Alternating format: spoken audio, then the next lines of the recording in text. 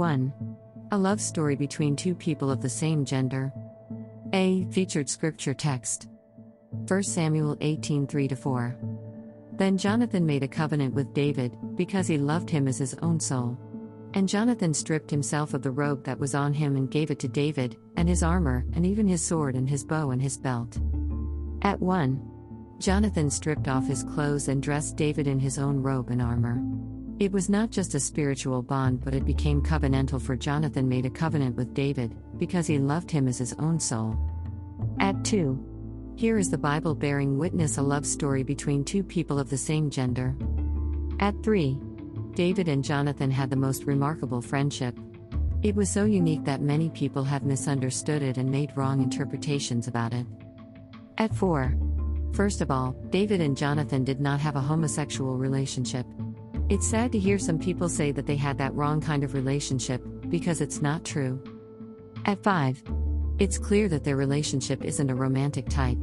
If it were, the Bible would have condemned it the way it did the people of Sodom. But it wasn't. At 6. We only read there that Jonathan loved David as his own soul. Consider what Jesus said. Mark 12:31. You shall love your neighbor as yourself. At 7. This kind of love that Jonathan had for David was brotherly. 1 Samuel 18:4 tells us that he gave David what was his, signifying his love for David as his love for his own soul. There's nothing homosexual there, just good old brotherly love. At 8. Jonathan's love was not lust. It was the ultimate in sacrifice. He laid down his rights so his friend could be promoted.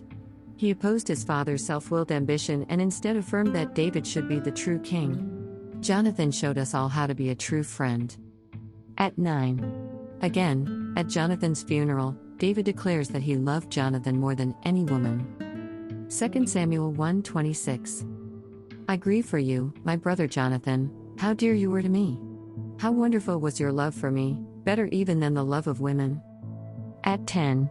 David's comment that his friend's love was more wonderful than the love of women was not sexual. He was praising Jonathan's loyalty and brotherly devotion.